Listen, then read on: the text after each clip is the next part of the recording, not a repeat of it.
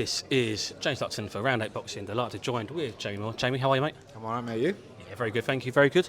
I want to get your reaction, first of all, to some news that came out recently, and that was Canelo facing Crawford, and then within 24 to 48 hours, it was back off, and then rumours have come out that Canelo is fighting Jake Paul.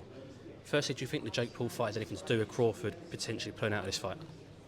That might be the reason why the fight fell through in the first place. Maybe it was a last-minute massive offer. I think it's without a shadow of a doubt, it's only about money.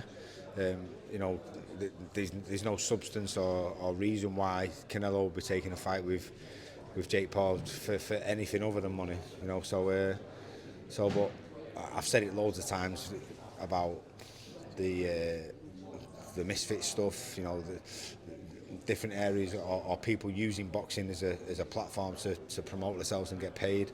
It's the hardest sport in the world, and however you're going to get paid in it, doing it from whatever platform, if you can do it, if you can get paid for it, I take my hat off to you.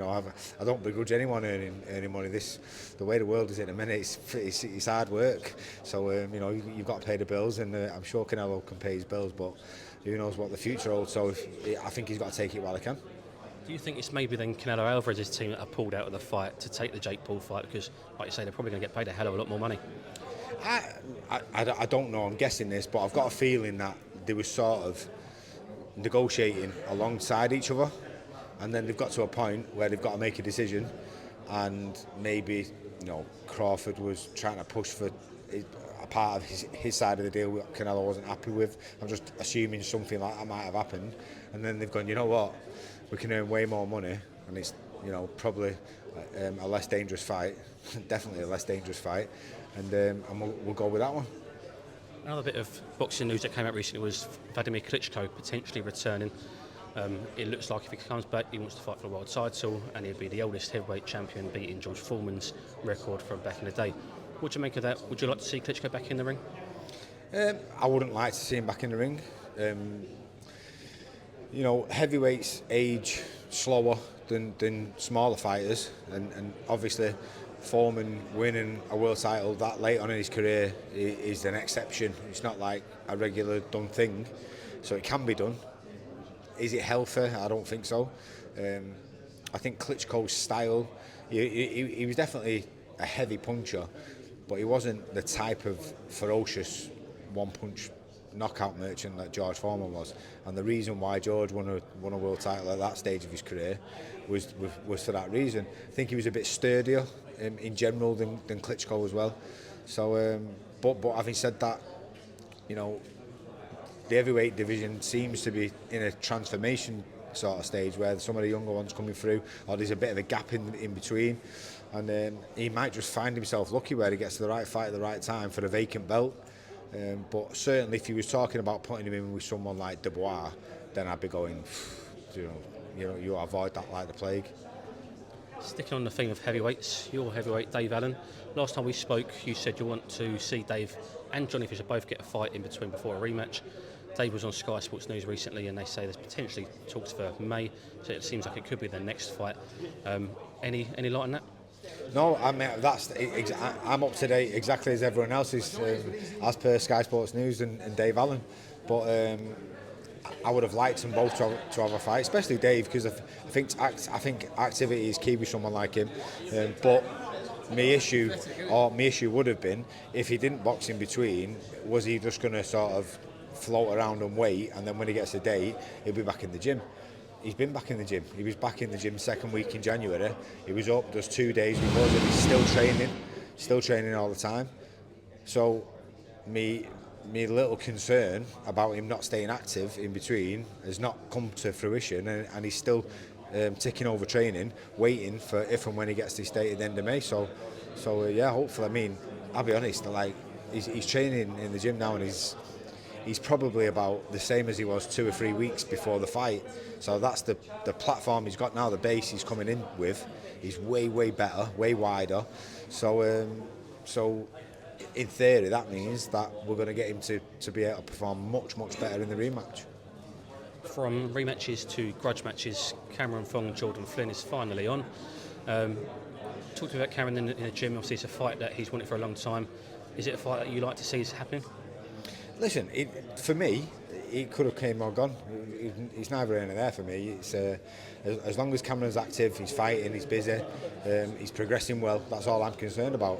Whether it's Jordan Flynn or whether it's somebody else, it makes no difference to me.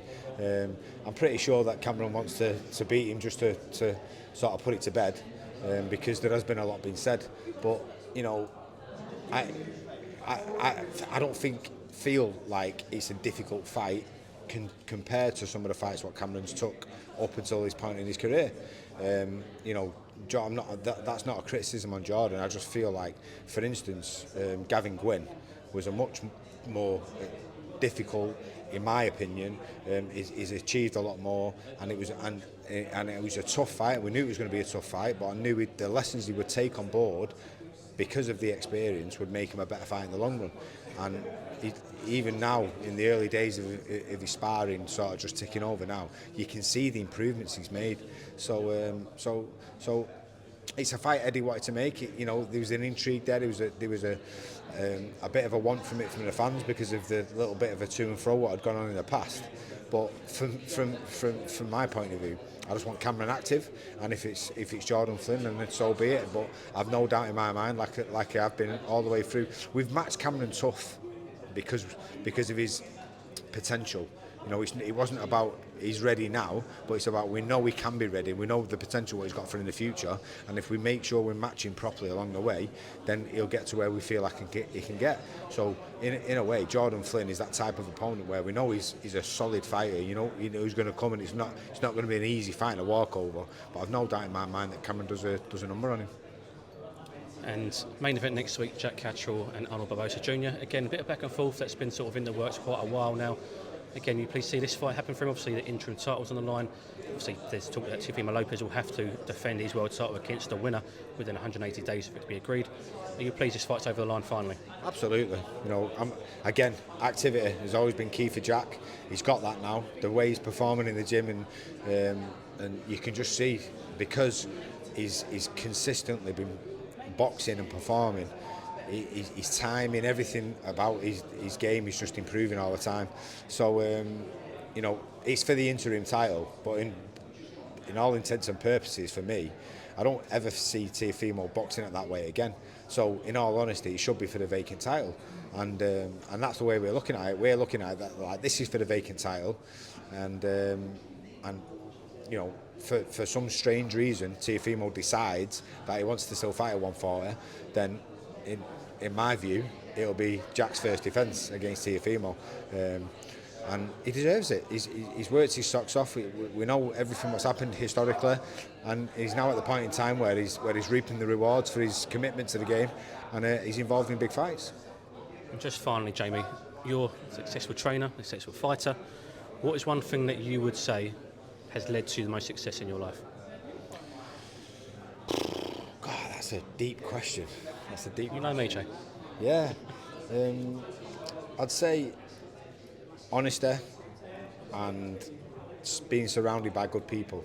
I think like attracts like, and when you're surrounded by good, honest people, that relays onto you, and it sort of plays off. And in the long run, if you do good, it'll always come back to you. Jamie, always a pleasure. Thanks for your time. Cheers, mate.